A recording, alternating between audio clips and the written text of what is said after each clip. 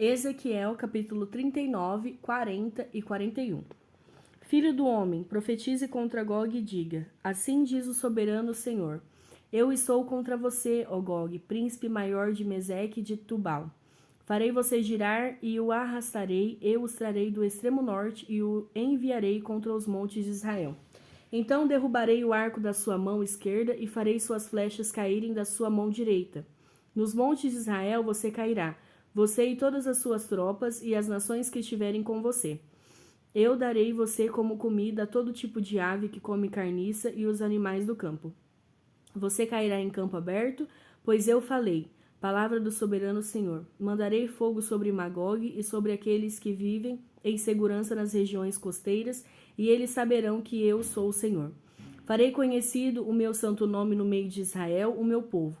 Não mais deixarei que o meu nome seja profanado, e as nações saberão que eu, o Senhor, sou o santo de Israel. E aí vem, é certo que acontecerá. Palavra do soberano Senhor. Este é o dia de que eu falei. Então aqueles que morarem na cidade de Israel sairão e usarão armas como combustível e as queimarão. Os escudos, pequenos e grandes, os arcos e flechas, os bastões de guerra e as lanças. Durante 7 anos eles se utilizarão como combustível. Não precisarão ajuntar lenha nos campos, nem cortá-la nas florestas, porque eles usarão as armas como combustível. E eles despojarão aqueles que o despojaram e saquearão aqueles que o saquearam. Palavra do soberano Senhor. Naquele dia darei a Gog um túmulo em Israel, no vale dos que viajam para o oriente na direção do mar. Ele bloqueará o caminho dos viajantes, porque Gog e todos os seus batalhões serão sepultados ali. Por isso será chamado Vale de Amon-Gog. Durante 7 meses a nação de Israel os estará sepultando a fim de purificar a terra. Todo o povo da terra os sepultará, e o dia em que eu for glorificado será para eles um dia memorável. Palavra do soberano, o Senhor. Depois dos 7 meses serão contratados homens para percorrerem a terra e sepultarem os que ainda restarem. E assim a terra será purificada. Quando estiverem percorrendo a terra de um deles vir um osso humano, fincará um marco ao lado do osso, até que os coveiros o sepultem no vale de Amon-Gog. Também haverá ali uma cidade a qual se dará o nome de Amoná. E assim eles purificarão a terra. Filho do homem, assim diz o soberano Senhor. Chame todo tipo de ave a todos os animais do campo. Venham de todos os lugares ao redor e reúnam-se para o sacrifício que estou preparando para vocês. O grande sacrifício nos montes de Israel. Ali vocês comerão carne e beberão sangue. Comerão a carne dos poderosos e beberão o sangue dos príncipes da terra, como se eles fossem carneiros, cordeiros, bodes e novilhos, todos eles animais gordos de Bazã.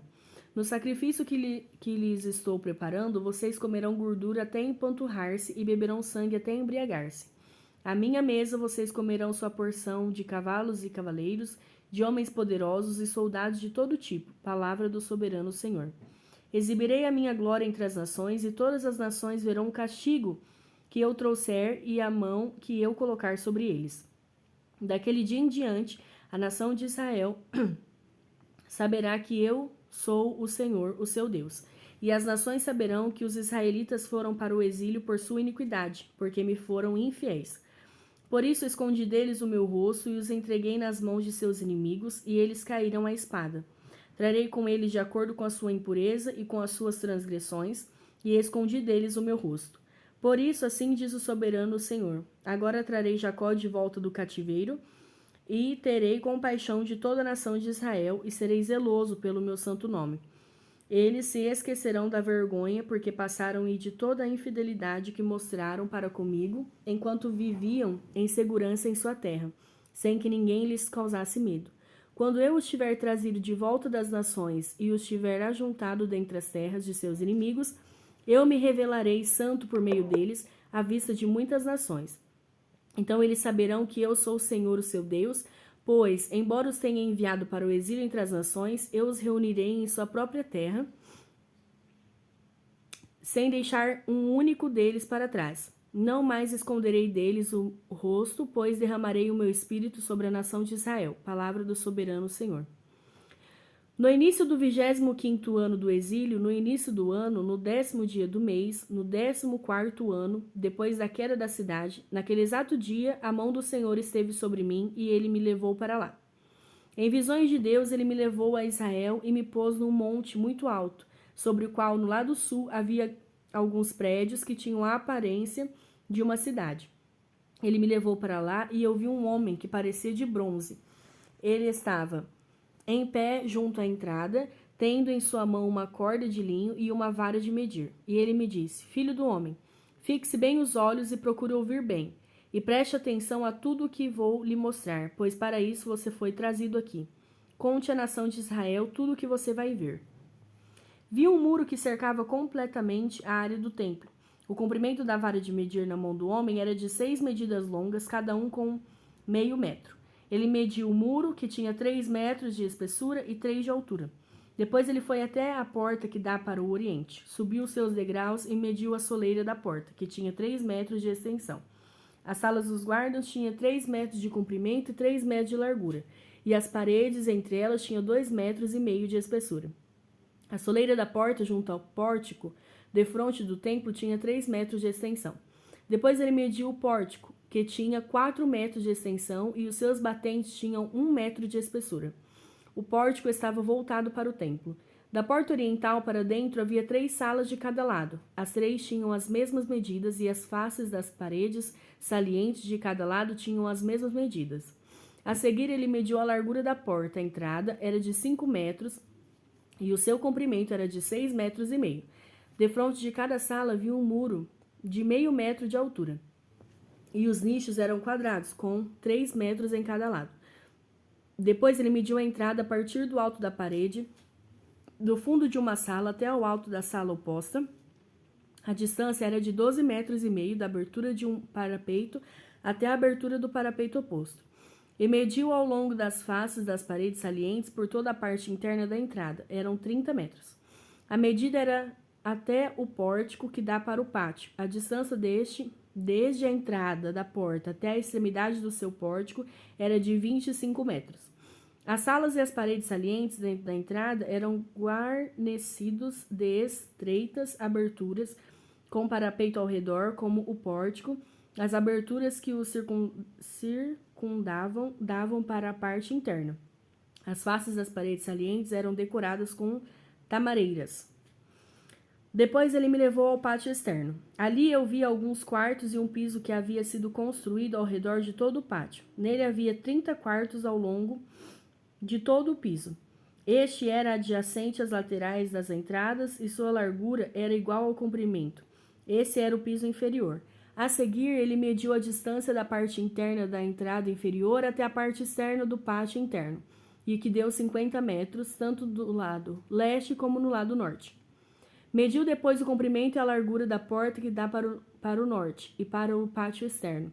Seus compartimentos, 3 de cada lado, suas paredes salientes e seu pórtico tinham as mesmas medidas dos compartimentos da primeira entrada. Tinham 25 metros de comprimento e 12 metros e meio de largura.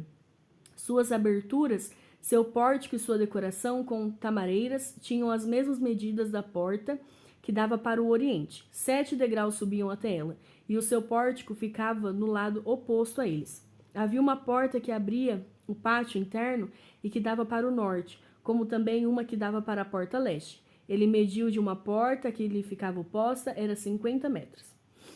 Depois ele me levou para o lado sul, e eu vi uma porta que dava para o sul. Ele mediu seus batentes e seu pórtico, e eles tinham as mesmas medidas das outras portas. A entrada e o pórtico tinham aberturas estreitas ao seu redor, como as aberturas das outras. Tinha 25 metros de comprimento e 12 metros e meio de largura. 7 degraus subiam até ela, e o seu pórtico ficava no lado oposto a eles. Havia uma decoração de tamareiras nas faces das paredes salientes em cada lado. O pátio interno também tinha uma porta que dava para o sul, e ele mediu desde essa porta até a porta externa no lado sul. Eram 50 metros. A seguir, ele me levou ao pátio interno pela porta sul e mediu a porta sul. Suas medidas eram iguais às outras. Suas salas, suas paredes salientes e seu pórtico tinham as mesmas medidas dos outros. A entrada e o seu pórtico tinham aberturas ao seu redor. Tinham 25 metros de comprimento e 12 metros e meio de largura. Os pórticos das entradas ao redor do pátio interno tinham 12 metros e meio de largura e 2 metros e meio de extensão. Seu pórtico dava para o pátio externo, tamareiras decoravam seus batentes e 8 degraus subiam até a porta. Depois ele me levou ao pátio interno do lado leste e mediu a entrada. Suas medidas eram iguais às outras. Suas salas, suas paredes salientes e seu pórtico tinham as mesmas medidas dos outros. A entrada e seu pórtico tinham aberturas ao seu redor. Tinham 25 metros de comprimento e 12 metros e meio de largura. Seu pórtico dava para o pátio externo, tamareiras decoravam os batentes em cada lado e 8 degraus subiam até ela. Depois ele me levou à porta norte e a mediu. Suas medidas eram iguais às outras, como também as medidas de sua sala, suas paredes salientes e seu pórtico, e tinha aberturas ao seu redor. Tinha 25 metros de comprimento e 12 metros e meio de largura. Seu pórtico dava para o pátio externo, tamareiras decoravam os batentes em ambos os lados e 8 degraus subiam até ela. Um quarto com sua entrada ficava junto do pórtico de cada uma das entradas internas, onde os holocaustos eram lavados. No pórtico da entrada havia 2 mesas de cada lado, em que os holocaustos, as ofertas pelo pecado e as ofertas pela culpa eram abatidos. Junto à parede externa do pórtico da entrada, perto dos degraus da porta norte, ficavam 2 mesas, e do outro lado dos degraus havia 2 mesas. Havia, pois, 4 mesas num lado da entrada e 4 no outro, onde os sacrifícios eram abatidos. Eram 8 mesas ao todo. Também havia 4 mesas de pedra lavrada para os holocaustos, cada uma com 75 centímetros de comprimento e de largura e 50 centímetros de altura. Nelas colocavam-se os utensílios para o abate dos holocaustos e dos outros sacrifícios, e ganchos de 2 pontas, cada um com 4 dedos de comprimento, estavam presos à parede em toda a sua extensão. As mesas destinavam-se à carne das ofertas. Dentro do pátio interno havia 2 quartos antes da porta interna. Um ficava ao lado da porta norte, que dava para o sul, e o outro ao lado da porta sul, que dava para o norte. Ele me disse: o quarto que dá para o sul é para os sacerdotes encarregados do templo, e o quarto que dá para o norte é para os sacerdotes encarregados do altar. São eles os filhos de Zadok, os únicos levitas que podem aproximar-se do Senhor para ministrarem diante dele. Depois ele mediu o pátio. Era quadrado, medindo 50 metros de comprimento e 50 de largura, e o altar ficava em frente do templo. A seguir levou-me ao pórtico do templo, e mediu os seus batentes. Eles tinham 2 metros e meio de largura em ambos os lados. A largura da entrada era de 7 metros e suas paredes salientes tinham 1 metro e meio de largura em cada lado. O pórtico tinha 10 metros de largura e 6 metros da frente aos fundos. Havia um lance de escadas que dava acesso a ele, e 3 colunas em cada lado dos batentes. Depois o homem me levou ao santuário externo e mediu os batentes. A largura dos batentes era de 3 metros em cada lado. A entrada tinha 5 metros de largura e as paredes salientes em cada lado tinha 2 metros e meio de largura. Ele mediu também o santuário externo e ele tinha 20 metros de comprimento e 10 de largura. Depois entrou no santuário interno e mediu os batentes da entrada. Cada um tinha 1 metro de largura. A entrada tinha 3 metros de largura e as paredes salientes em cada lado tinham 3 metros e meio de largura. E ele mediu o comprimento do santuário interno, tinha 10 metros e sua largura era de 10 metros até o fim do santuário externo. E ele me disse: este é o lugar santíssimo.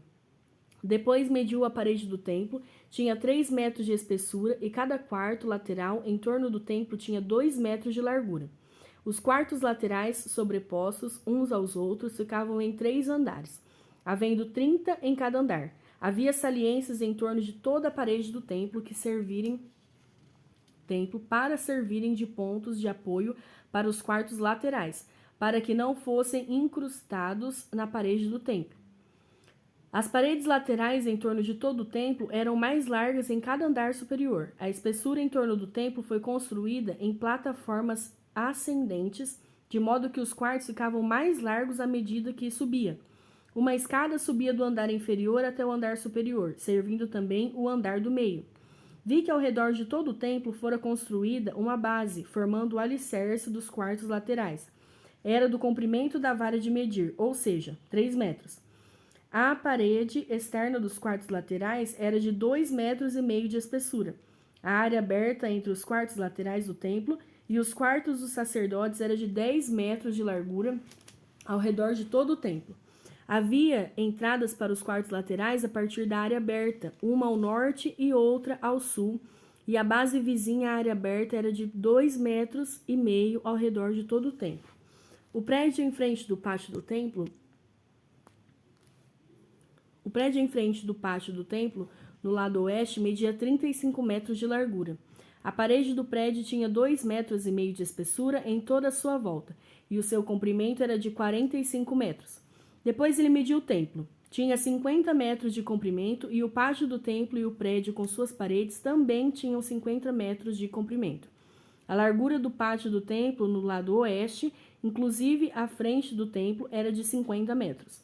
A seguir ele mediu o comprimento do prédio que ficava em frente do pátio, na parte de trás do templo, inclusive suas galerias em cada lado, era de 50 metros. O santuário externo, o santuário interno e o pórtico que dava para o pátio, bem como as soleiras, as janelas estreitas e as galerias em volta dos três, tudo que estava do lado de fora, inclusive a soleira, fora revestido de madeira. Igualmente estavam revestidos o piso, a parede até a altura das janelas e as janelas. No espaço acima do lado externo da entrada do santuário interno e nas paredes, há intervalos regulares em volta de todo o santuário interno e externo. Havia querubins e tamareiras em relevo. As tamareiras alternavam com os querubins, cada querubim tinha 2 rostos. O rosto do homem virado para a tamareira de um dos lados e o rosto de um leão virado para a tamareira do outro lado. Estavam em relevo ao redor de todo o templo. Desde o chão até a área acima da entrada, havia querubins e tamareiras em relevo na parede do santuário externo. O santuário externo tinha batentes retangulares, e o que ficava em frente dos santos era semelhante.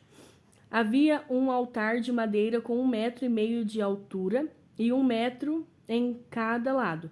Seus cantos e sua base e seus lados eram de madeira. O homem me disse: esta é a mesa que fica diante do Senhor. Tanto o santuário externo quanto o santo dos santos tinham portas duplas. Cada porta tinha 2 folhas articuladas.